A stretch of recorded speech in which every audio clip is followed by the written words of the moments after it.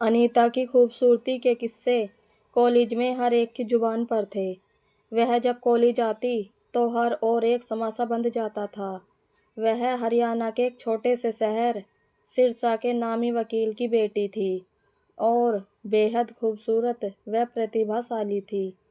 चालाक इतनी कि अपने आगे किसी को कुछ नहीं समझती थी। आत्मविश्वास से उसका नूरानी चेहरा एकदम चमकता रहता था।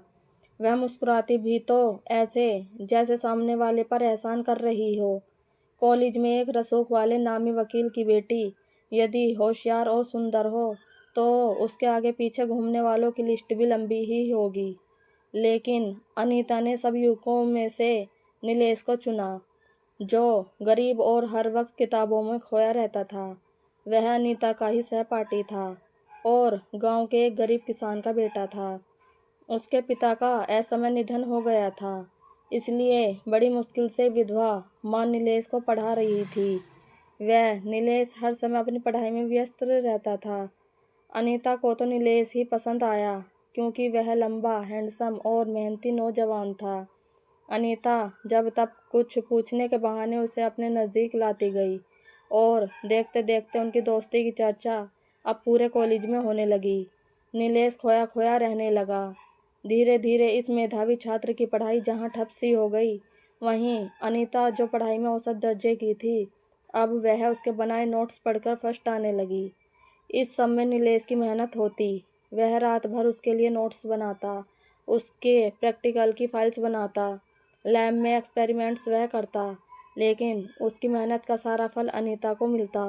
नीलेश तो बस अपनी प्रेमिका के प्रेम में ही डूबा रहता। वह उसके अलावा कुछ सोच भी नहीं पाता। यहाँ तक कि छुट्टी में वह अपनी माँ से मिलने गांव भी नहीं जाता था। ये सब देख माँ भी बीमार रहने लगी। नीलेश प्यार के चहलावे में इस कदर खो गया कि उसे याद ही नहीं रहता कि गांव में उसकी माँ भी है, जो आठों पहर उसकी राह देखती रहती है। माँ ने अपने जेवर बेचकर उसके कॉलेज की फीस भरी।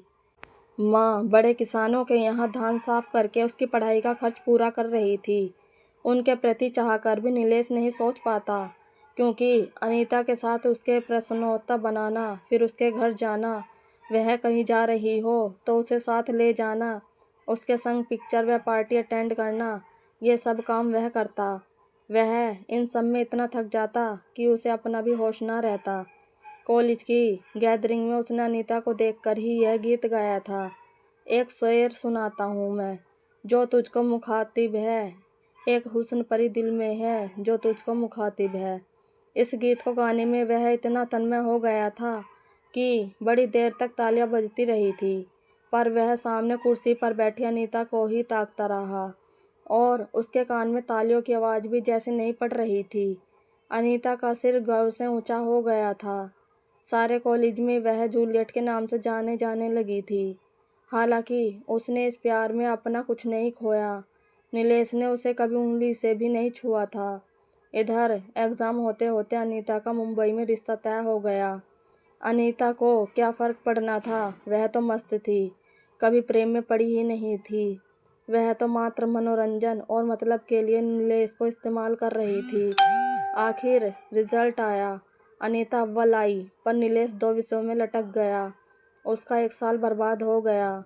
इधर अनीता विवाह कर मुंबई में रहने के लिए चली गई, जबकि नीलेश को प्यार में नाकामी और अवसाद हाथ लगा। उसका साल बर्बाद हो गया। इसका तो उसे गम नहीं हुआ, लेकिन जिसे वह दिल ही दिल में चाहने लगा था, उस अनीता के एकाएक चले जाने से वह इतना निराश हो गया कि उसने नींद की गोलियां खाकर आत्महत्या का प्रयास किया। जब अनीता की बारात आ रही थी, तब नीलेश अस्पताल में जीवन और मौत के बीच झूल रहा था। उसकी गरीब माँ का रो रो कर बुरा हाल था। वह नहीं समझ पा रही थी कि हर कक्षा में प्रथम आने वाला उसका बेटा आज कैसे फेल हो गया। वह इतना होशियार, सच्चा, ईमानदार व मेहनती था कि माँ ने उसके लिए असंख्य सपने संजोए थे, किंतु एक बेवफा के प्यार ने उसे इतना नाकाम बना दिया कि वह शराब पीने लगा। उसका भरा भरा चेहरा वह शरीर हड्डियों का ढांचा नजर आने लगा था। अगर आपको हमारी ये स्टोरी अच्छी लगी हो तो प्लीज़ लाइक, कमेंट और सब्सक्राइब ज़रूर कीजिएगा। Thank you.